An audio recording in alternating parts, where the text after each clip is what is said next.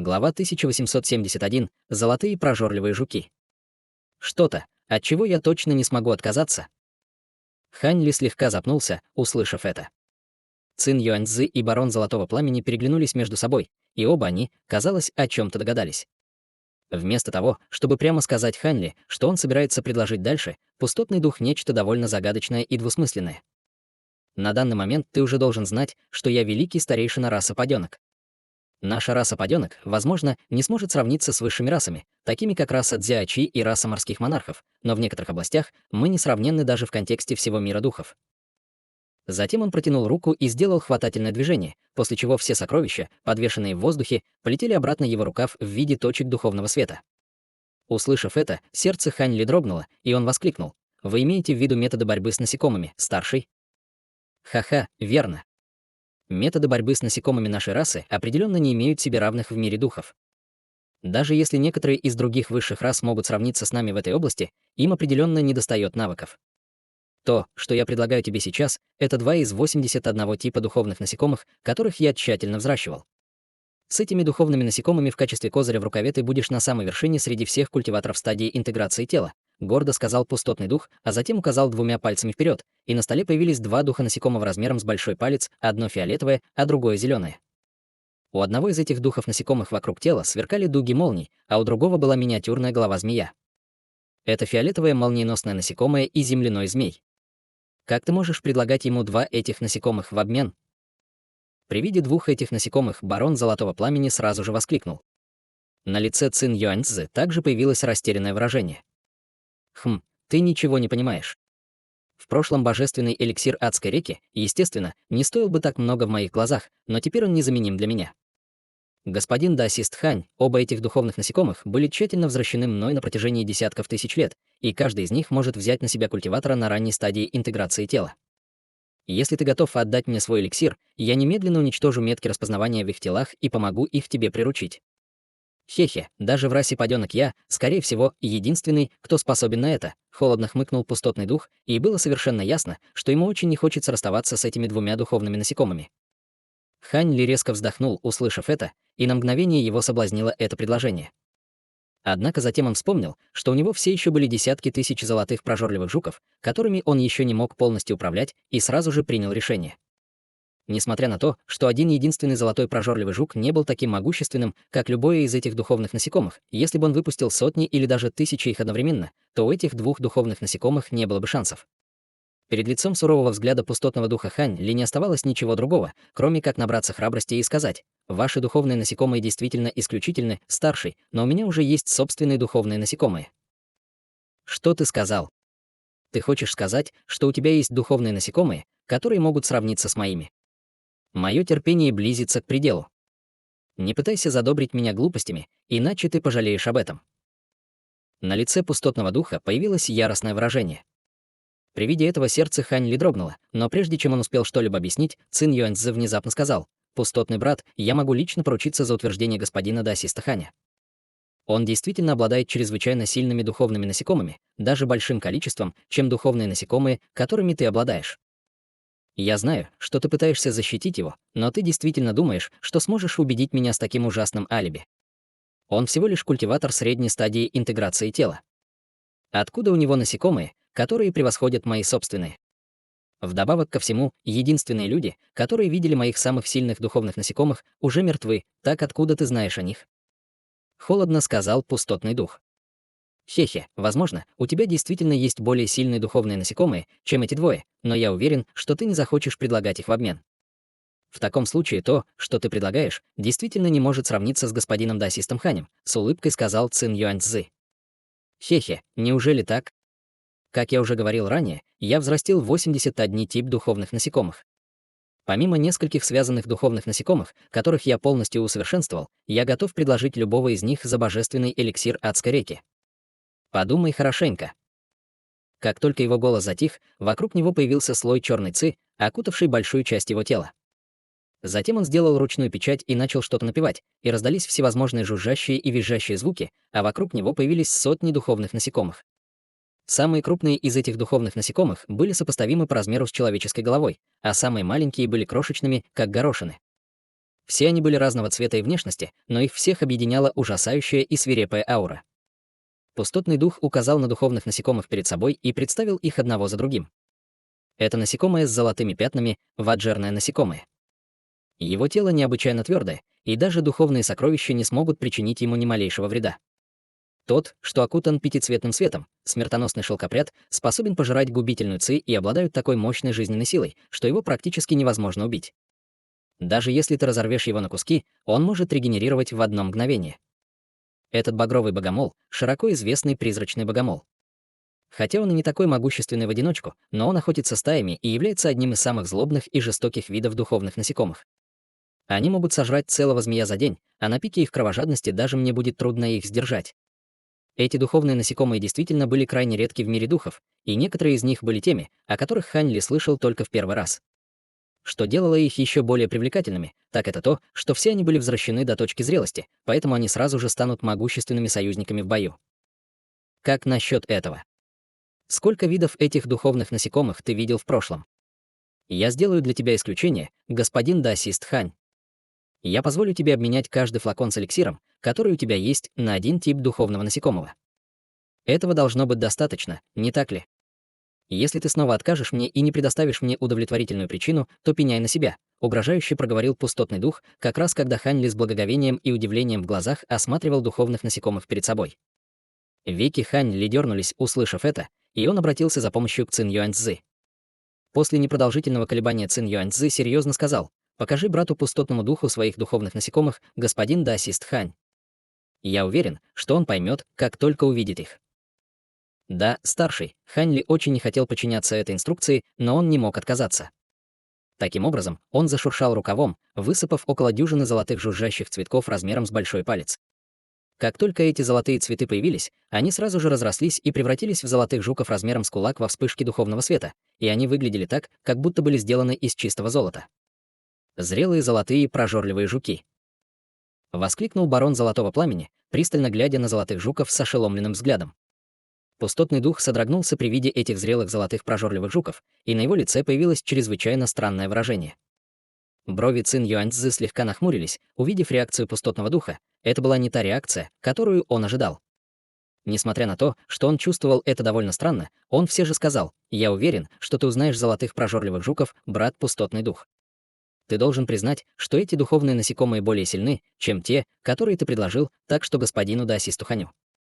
Не хочу злить тебя, но у него просто нет причин принимать обмен. Конечно, если ты сможешь вывести духовных насекомых получше, чем золотые прожорливые жуки, то я больше ничего не буду говорить по этому поводу». Ко всеобщему удивлению, пустотный дух внезапно запрокинул голову и фыркнул: «Ха-ха, это фантастика». Его голос был полон восторга, и Хань Ли был озадачен. Тем временем барон Золотого Пламени со сложным взглядом оценивал Хань Ли. «Брат пустотный дух, ты. Ни слова больше, брат Цин.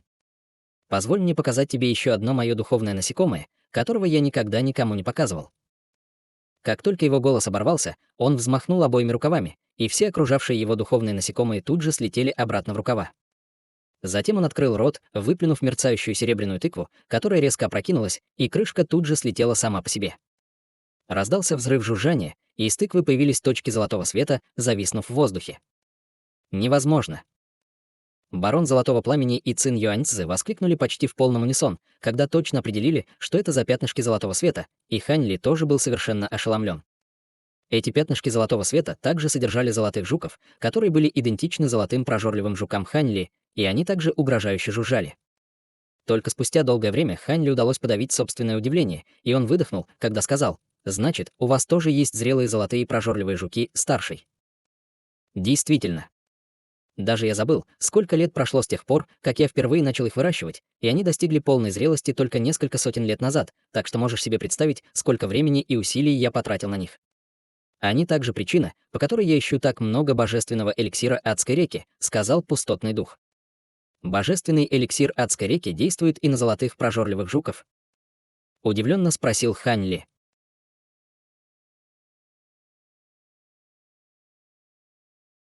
Глава 1872. Монарх золотых прожорливых жуков. Можно сказать и так сказать. Это зависит от намерений владельца духовных насекомых, с улыбкой сказал пустотный дух. Услышав это, в глазах Хань Ли промелькнуло недоумение.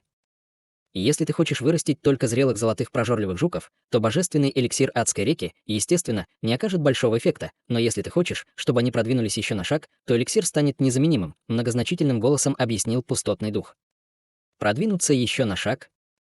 Услышав это, Хань Ли сразу же задумался, и на его лице появилось ошеломленное выражение. Верно. Я расскажу о конкретных подробностях позже. Не думал, что у тебя окажутся зрелые золотые прожорливые жуки. В таком случае, этот божественный эликсир адской реки не так уж важен для меня. Я хотел бы договориться с тобой о сделке, но это довольно секретный вопрос, поэтому мы должны обсудить все наедине. Барон Золотого Пламени, Цин Юаньцзы, вы не возражаете, не так ли? Равнодушно спросил пустотный дух. Выражение его лица казалось довольно спокойным, но тон его голоса говорил о том, что ответ «нет» он не примет. Сердце Цин Юаньцзы дрогнуло при виде холодного взгляда в глазах пустотного духа, и он сказал: «Я, естественно, не буду возражать, если ты не собираешься угрожать господину Даси Стуханю». «Я, конечно, не возражаю. Давай, брат пустотный дух», барон Золотого Пламени также сказал с улыбкой. «Хорошо.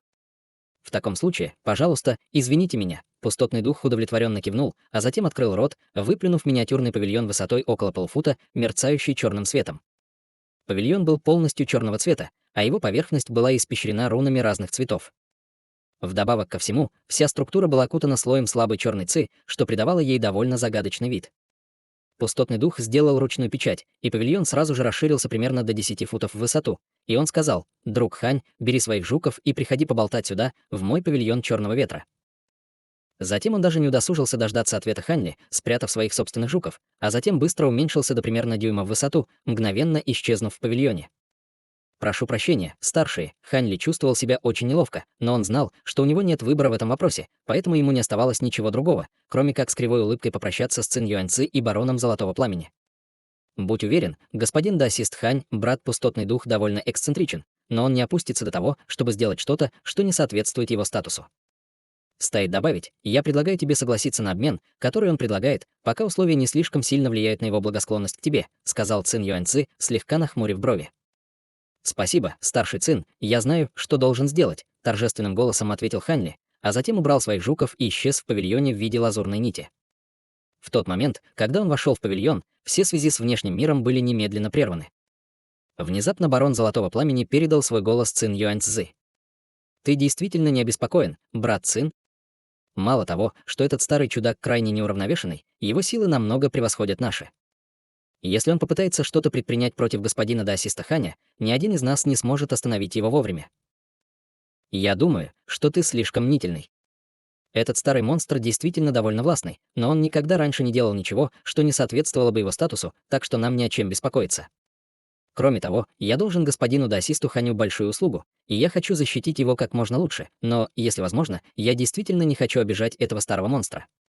Иначе мне не будет места здесь, в адской реке, ответил Цин Юаньцзы.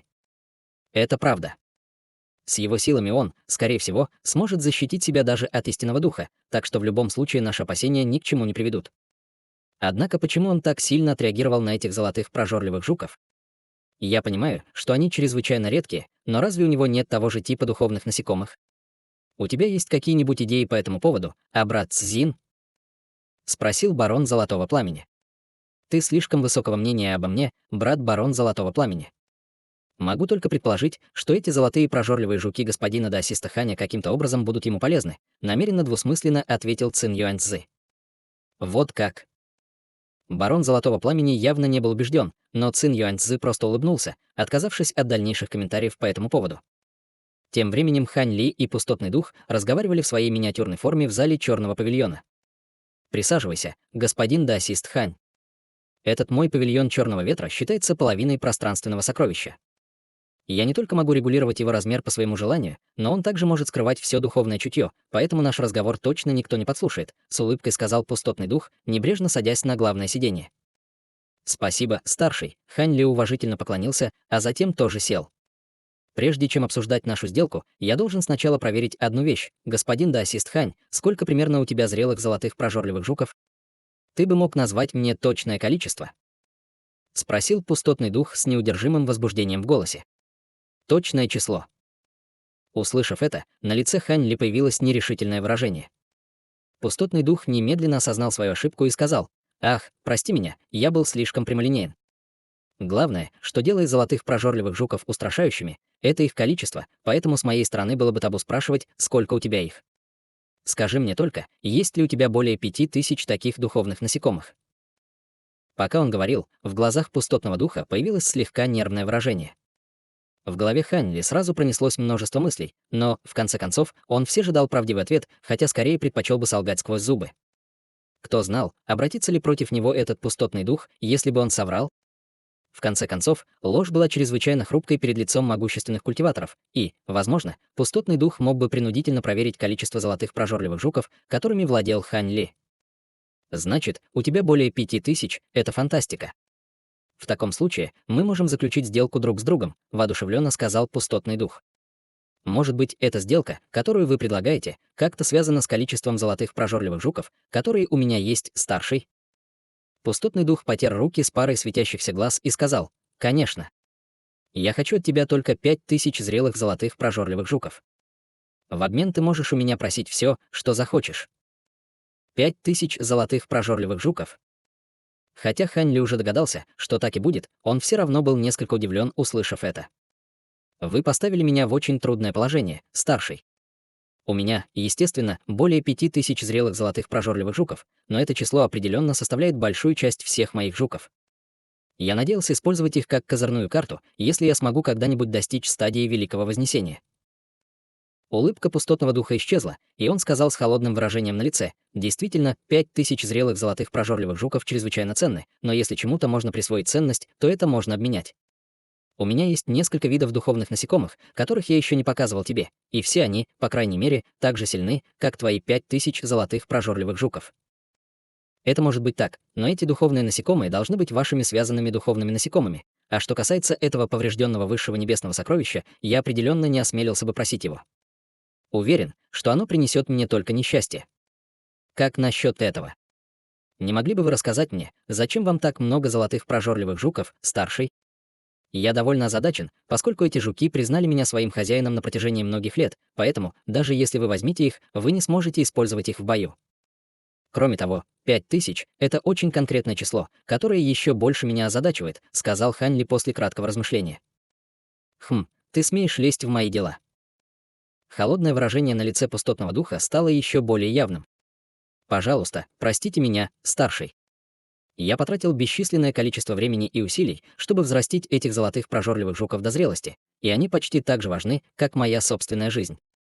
Если я не знаю, для чего они будут использоваться, я не захочу их отдать», — решительно и непреклонно сказал Хань Ли. «Хе-хе, это разумно.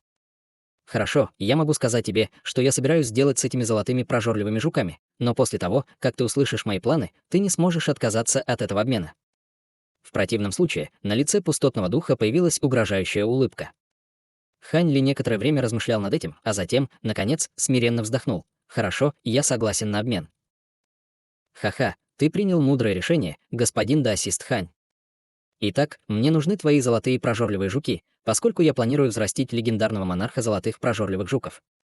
Что касается того, почему я специально запросил 5000, то это потому, что у меня уже есть еще 5000 зрелых золотых прожорливых жуков, и 9000 должно быть более чем достаточно для меня, чтобы вырастить монарха.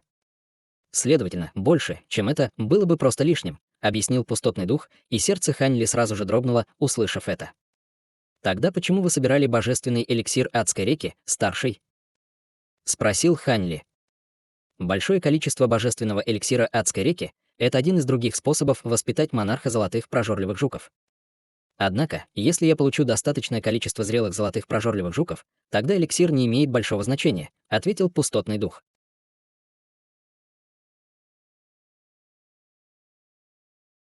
Глава 1873. Секретная техника взращивания насекомых. Понятно. Это значит, что взращивание монарха золотых прожорливых жуков требует большого количества золотых прожорливых жуков, чтобы они сожрали друг друга? Спросил Хань Ли с созерцательным взглядом в глазах. Ты очень умный человек, господин Даосист Хань. Хотя еще не весь процесс, но он недалек от истины. Однако, кроме великих старейшин нашей расы паденок, очень немногие люди во внешнем мире знают о существовании монархов золотых прожорливых жуков. Судя по твоей реакции только что, кажется, что ты уже слышал о монархах золотых прожорливых жуков. Это Цин Юаньцзы сказал тебе. Он довольно дружелюбен с одним из других великих старейшин нашей расы, поэтому я уверен, что он тоже знает об этом», — холодно усмехнулся пустотный дух. После короткого молчания Хань Ли ответил: «Я действительно слышал об этом от старшего Циня. Он сказал мне, что как только родится монарх золотых прожорливых жуков, даже истинный бессмертный будет его бояться. Это правда?» Это небольшое преувеличение, но монархи золотых прожорливых жуков действительно чрезвычайно могущественны. По крайней мере, я, конечно, не хотел бы столкнуться с ним в бою, усмехнулся пустотный дух. Хань Ли кивнул и снова спросил: «Понятно. Могу ли я спросить, сколько шансов у вас есть, чтобы взрастить монарха золотых прожорливых жуков после получения моих жуков?» Пустотный дух слегка прищурился и, немного подумав, поднял 2 пальца. 20%. Шансы не очень высокие, размышлял Хань Ли, и его выражение лица немного изменилось. А ты как думал? Я могу претендовать только на 20% шансов на успех, так как я изучаю методы взращивания насекомых в течение многих лет, и у меня есть много трюков в рукаве. Если бы кто-то другой попытался это сделать, у него не было бы даже 10% шансов. Хорошо. Я уже ответил на все ваши вопросы. Пришло твое время выполнять свою часть нашего соглашения. Теперь ты можешь сказать, что хочешь за своих жуков, сказал пустотный дух, и на его лице снова появилось холодное выражение. Хань Ли, казалось, уже принял свое решение, и после того, как его подтолкнул пустотный дух, он сразу же ответил: «Я, естественно, выполню свою часть соглашения, и что касается того, что я хочу за моих жуков, то это 2 вещи». «Продолжай», — сказал пустотный дух, и выражение его лица немного расслабилось. «Во-первых, мне не нужны никакие сокровища. Вместо этого я хотел бы получить еще больше божественного эликсира адской реки. Как вы только что сказали, с достаточным количеством жуков эликсир не будет иметь для вас значения, поэтому я уверен, что не прошу здесь слишком многого. Во-вторых, у меня также есть некоторые знания в методах взращивания насекомых, и у меня также останется несколько золотых прожорливых жуков, поэтому я также хотел бы попробовать свои силы в взращивании монарха золотых прожорливых жуков. Я не знаю, сколько лет пройдет, прежде чем я смогу снова собрать достаточно зрелых жуков, но я все же хочу попробовать. Таким образом, я хотел бы получить копию техники взращивания монарха золотых прожорливых жуков, серьезно сказал Хань Ли. Услышав это, глаза пустотного духа слегка сжались, и он погрузился в глубокое размышление. Через некоторое время пустотный дух наконец сказал, нахмурив брови: «Первое условие легко выполнить. Хотя я не могу отдать тебе весь свой эликсир, но я могу подкинуть тебе 5 флаконов. Тем не менее, второе условие будет немного хлопотным. Секретная техника, о которой ты просишь, чрезвычайно тщательно охраняется в нашей расе падёнок, и даже не все старейшины нашей расы видели ее. Следовательно, с моей стороны было бы неправильно раскрывать эту информацию постороннему человеку. Если это только немного хлопотно, то я уверен, что вы все равно сможете это сделать, верно, старший? По сравнению с одним из ваших связанных духовных насекомых или с поврежденным высшим небесным сокровищем, условия, которые я предложил, гораздо более мягкие, возразил Хань Ли с улыбкой. Хе-хе, это правда. Хорошо, я могу согласиться с этими условиями, но ты должен поклясться своими внутренними демонами не раскрывать секретную технику никому другому. На твоем уровне культивации демоны становятся чрезвычайно страшными, и если ты не сдержишь свое слово, ты погибнешь при своей следующей небесной трибуляции. Если ты готов поклясться в этом обете, то я могу дать тебе секретную технику, с улыбкой сказал пустотный дух. Конечно, это очень разумная просьба. Хань Ли был в восторге, услышав это, и он принял серьезное выражение, чтобы дать обет, который удовлетворил бы пустотного духа. Хорошо, давай тогда начнем наш обмен. Вот несколько флаконов божественного эликсира адской реки. Пустотный дух радостно кивнул, а затем взмахнул рукавом в воздухе, отправив к Хань Ли 5 маленьких зеленых флаконов. Хань Ли поднял руку и притянул их к себе, а затем снял их крышки одну за другой, используя свое духовное чутье, чтобы изучить их содержимое. В его глазах быстро появился приподнятый взгляд, и он достал браслет для хранения духовных зверей, а затем бросил его в сторону пустотного духа. Вот 5000 зрелых золотых прожорливых жуков, старший. Пустотный дух втянул браслет в свои объятия, но вместо того, чтобы выпустить из него духовных насекомых, он закрыл глаза и направил туда свое духовное чувство. Через несколько мгновений на его лице появился взволнованный взгляд. Все это действительно полностью зрелые золотые прожорливые жуки, и они развились даже лучше, чем я ожидал. «Возьми эту нефритовую пластинку и не показывай его никому другому», — предупредил пустотный дух. Как только его голос затих, из его рукава вылетела нефритовая пластинка, которую он подготовил заранее, а затем достигла Хань Ли после нескольких вспышек. «Ни в коем случае, старший», — ответил Хань Ли в уважительной манере, радостно поймав нефритовую пластинку, а затем прижал его к своему лбу. В одно мгновение древний текст внутри нефритовой пластинки появился в его сознании как серия ярких образов. Пустотный дух спрятал браслет для хранения духовных зверей со зрелыми золотыми жуками, а затем повернулся, чтобы оценить Хань Ли с намеком на улыбку на лице, по-видимому, очень заинтересованный в Хань Ли. Через некоторое время Хань Ли убрал нефритовую пластинку со лба и удалил свое духовное чутье. «Так. Нет никаких проблем с секретной техникой, которую я тебе дал, верно?» — спросил пустотный дух с улыбкой. «Вовсе нет, старший. Секретная техника, которую вы мне дали, чрезвычайно глубока, и она ответила на многие вопросы относительно взращивания насекомых, которые у меня были», — ответил Хань Ли в уважительной манере, убирая нефритовую пластинку в рукав. «А, ты должно быть искусен во взращивании насекомых, раз получил так много от изучения секретной техники в течение столь короткого промежутка времени. Тем не менее, я должен предупредить тебя, что, хотя монархи золотых прожорливых жуков чрезвычайно сильны, для их взращивания необходимы не только усилия, но и удача, поэтому я бы посоветовал тебе проявить осторожность в этом начинании», — сказал пустотный дух с серьезным выражением на лице. «Спасибо, старший, я так и сделаю», — ответил Хань Ли. «Хорошо, раз наш обмен закончен, ты можешь покинуть павильон Черного ветра первым, а я выйду вслед за тобой». «Не стоит заставлять барона Золота Пламени и Цин Юаньцзы ждать слишком долго», — сказал пустотный дух. «Да, старший». «Тогда я пойду», — Хань Ли, естественно, не возражал и, попрощавшись, вылетел из зала в виде полоски лазурного света, быстро исчезнув в черной ци снаружи. Хе-хе, простой культиватор интеграции тела осмеливается думать о взращивании монарха золотых прожорливых жуков. Как смешно. Если бы действительно было так легко взращивать существ, сравнимых с истинными духами, то наша раса падёнок уже управляла бы всем миром духов. Даже за всю историю нашей расы падёнок никому не удалось взрастить монарха золотых прожорливых жуков. Жаль, что мне пришлось отдать флаконы божественного эликсира адской реки. Тем не менее, с этими 5000 жуков у меня есть хороший шанс, что я смогу усовершенствовать зонтик мириад духов, который поможет мне в моей трансцендентной скорби. Зрелые золотые прожорливые жуки практически неразрушимы с самого начала, поэтому зонтик мириад духов, закаленный с их использованием, должен обладать таким же качеством. Похоже, у меня будет больше шансов превзойти эту трансцендентную скорбь, холодно усмехнулся пустотный дух, как только Хань Ли ушел. После этого он перевернул руку, выпустив браслет для хранения духовных зверей, а затем сделал печать заклинания, указав пальцем на браслет. С кончика его пальца вырвалась вспышка духовного света, закручиваясь вокруг браслета и замораживая его в кусок черного глубокого льда. Затем он мгновенно наклеил несколько мерцающих синих талисманов на кусок льда и убрал его. Примерно через час две полоски света, одна золотая и одна лазурная, вылетели из барьера белого света над островом, а затем отправились в определенном направлении.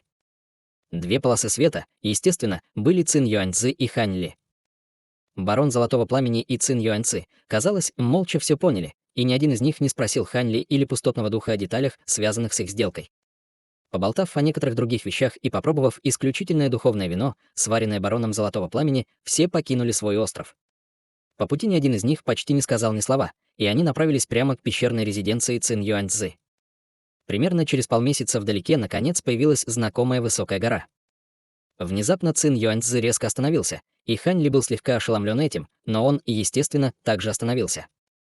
«Господин даосист Хань, ты получил то, что хотел, поэтому я отплатил за услугу, которую я тебе должен. Таким образом, именно здесь мы расстанемся. После того, как я вернусь, я собираюсь сразу же запечатать гору, чтобы я мог сосредоточиться на преодолении моей следующей большой небесной трибуляции. Яэр сможет помочь мне в этом процессе только тогда, когда она достигнет стадии интеграции тела, поэтому она уйдет в уединение вместе со мной. Я приготовил все таблетки, которые ей нужны, чтобы она успешно преодолела свое узкое место, и я не позволю ей никуда уйти, пока она не достигнет стадии интеграции тела. Ты понимаешь, что я говорю, господин даосист Хань?» — спросил Цин Юаньцзы осмысленным голосом.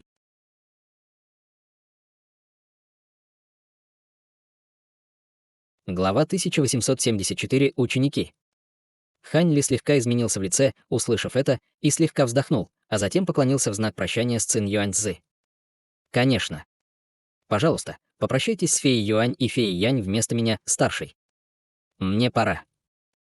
Видя, что Хань Ли был так готов подчиниться, выражение лица Цин Юаньцзы немного расслабилось, и он объяснил: «Хе-хе, пожалуйста, не вини за негостеприимность, господин даосист Хань. Просто для Яэр было бы очень вредно чрезмерно взаимодействовать с тобой в этот критический момент.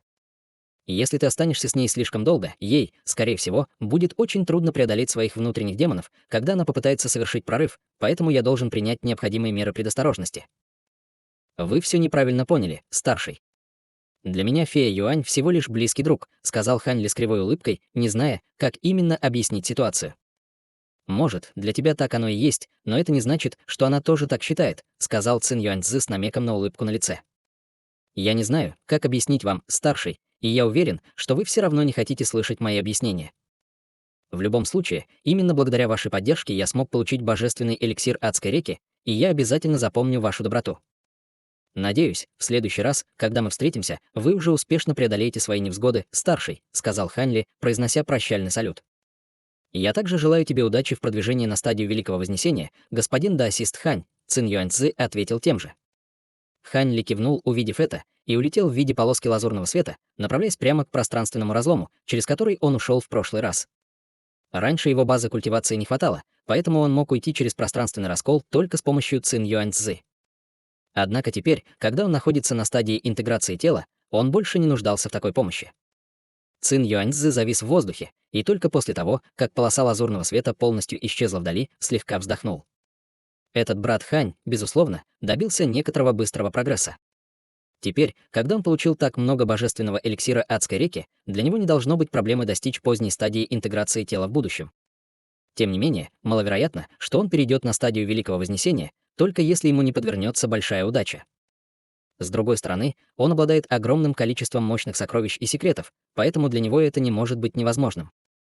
Я помогал ему в меру своих возможностей здесь, и если ему когда-нибудь случится стать культиватором стадии Великого Вознесения, возможно, он вернет мне услугу. После этого Цин Юаньцзы отвел взгляд и полетел обратно к своей пещерной резиденции. Более полудня спустя сильные пространственные колебания внезапно вспыхнули в воздухе над некой безымянной горой в адской реке, после чего из воздуха появился гигантский черный разлом. С оглушительным грохотом с вершины горы вырвался пятицветный столб света, а затем мгновенно исчез в разломе. Затем пространственные колебания начали стихать, и гигантский разлом также медленно запечатался. Вскоре все выглядело так, как будто ничего не произошло. В мгновение Эйка пролетело более 300 лет. Для обычных смертных за это время прошло несколько поколений, но в контексте всего мира духов это был лишь крошечный миг. Для всемогущих существ, стоящих на вершине всего мира духов, 300 лет не были незначительным периодом времени. Некоторые могущественные секты и крупные семьи могли использовать это время для воспитания нескольких поколений братьев и учеников, и за эти 300 лет во всем человеческом роде произошли огромные изменения.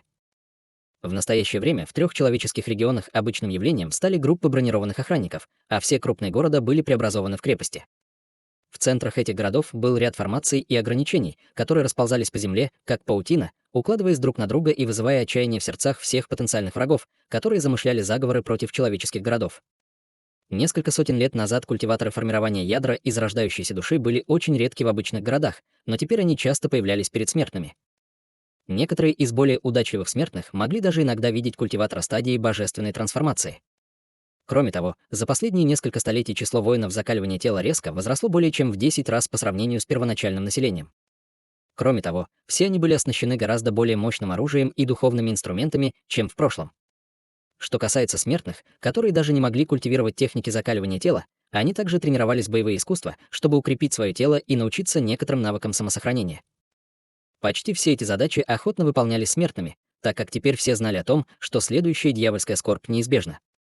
Более 100 лет назад посланники со Святого Острова появились во всех крупных городах и объявили, что дьявольская скорбь начнется в течение 200 лет. Кроме того, они заявили, что эта дьявольская скорбь будет гораздо более опасной, чем предыдущие, и что человеческая раса действительно рискует быть уничтоженной, если она не отнесется к ситуации серьезно. Таким образом, вся человеческая раса была ввергнута в состояние боевой готовности, и все приготовления производились с невероятной скоростью. Все материалы и ингредиенты на основных рынках были быстро распроданы, и только в некоторых частных садах духовных растений, принадлежащих могущественным сектам и крупным семьям, все еще были посажены некоторые духовные лекарства. Тем не менее, эти духовные лекарства отличались от драгоценных духовных растений, посаженных в этих садах в прошлом. Большинство из нынешних были духовными лекарствами с короткими периодами созревания, а также их нельзя было назвать редкими. Кроме того, все то, что крупные державы делали все возможное, чтобы поделиться теми секретами, которые ранее скрывали ото всех других держав. Некоторые из крупных держав даже начали часто обмениваться некоторыми секретными техниками и искусствами культивации, которые им требовались, надеясь подняться на другой уровень, используя эти новые активы.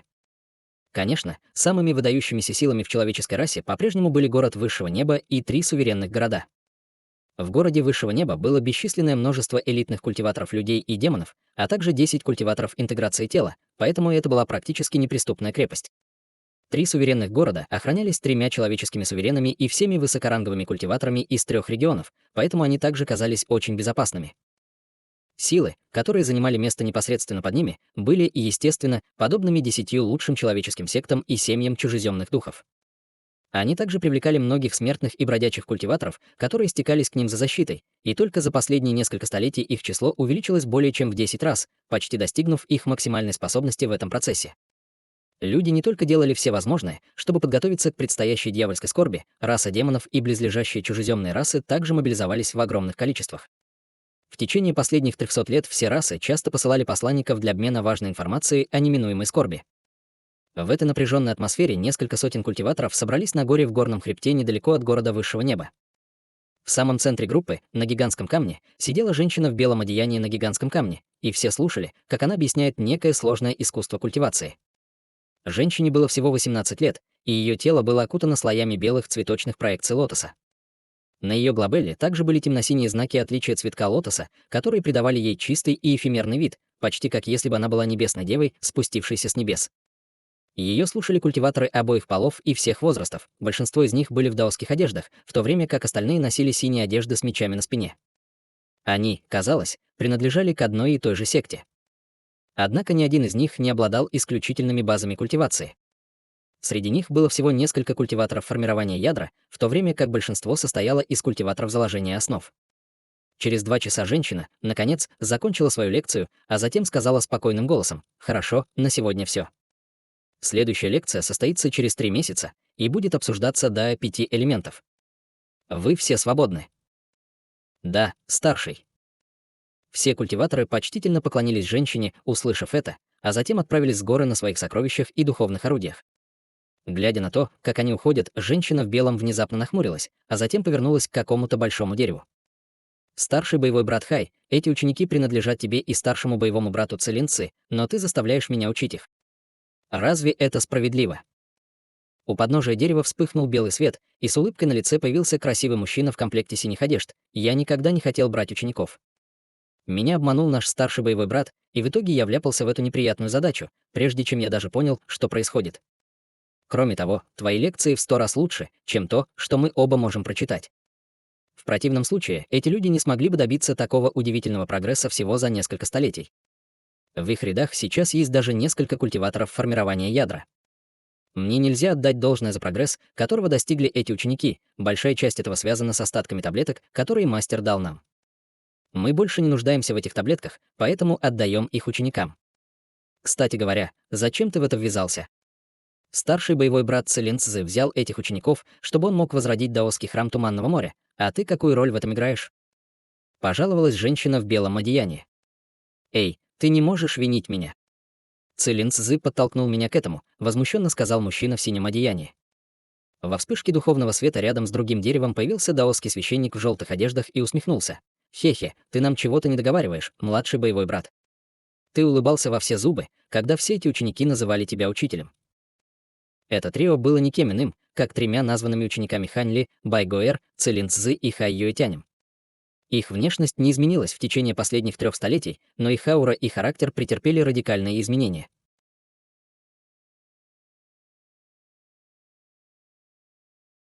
Глава 1875. Появление дьявольского знака. Байгоэр и Хай Юэтянь оба были на ранней стадии зарождающейся души, в то время как Целинцзы уже был культиватором зарождающейся души. Младшая боевая сестра, кстати, говоря о мастере. Вернувшись из первозданного мира 200 лет назад, он снова ушел в уединение. Он действительно планирует оставаться в уединении, пока не совершит прорыв к поздней стадии интеграции тела. Я не уверена в этом. В настоящее время место, где мастер находится в уединении, окружено слоями ограничений, и даже старший ледяной феникс не в состоянии приблизиться к его секретной комнате. Похоже, что мастер либо готовится совершить прорыв к поздней стадии интеграции тела, либо культивирует какую-то мощную способность, и он не хочет, чтобы мы мешали ему, ответила Байгоэр. Мастеру потребовалось всего около 300 лет, чтобы перейти от ранней стадии интеграции тела к средней стадии. Если он сможет успешно перейти к поздней стадии интеграции тела за такое короткое время, то это было бы просто неслыханно. Воскликнул Хай Юэтянь. Если мастер действительно сможет совершить прорыв, то это будет очень удачно как для нас троих, так и для всей человеческой расы, но это очень маловероятно. В конце концов, при обычных обстоятельствах потребовалось бы от 1000 до 2000 лет кропотливой культивации только для того, чтобы накопить огромную магическую силу, необходимую для перехода от средней стадии интеграции тела к поздней стадии. Просто нереально достичь такой магической силы всего за несколько столетий, размышлял Цилин Цзы, погладив себя по подбородку.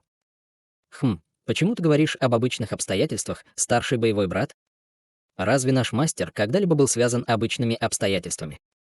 Если вам интересно, что я думаю, то мастер, должно быть, был вполне уверен в своей способности совершить прорыв до начала дьявольской скорби. В противном случае он бы не ушел в уединение. В течение последних нескольких столетий город Высшего Неба и три суверена регулярно посылали людей навестить мастера, и мы передавали всю эту информацию, но не получили никакого ответа от него. Это показывает нам, что мастер искренне сосредоточен на своей культивации и не хочет отвлекаться ни на что другое, возразила Бай Гаэр.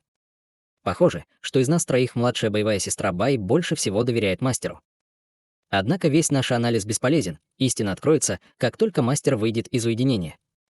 Дьявольская скорбь начнется еще через несколько десятилетий, поэтому мастеру придется выйти из уединения до этого, несмотря ни на что, сказал Цилин Цзы. Это правда.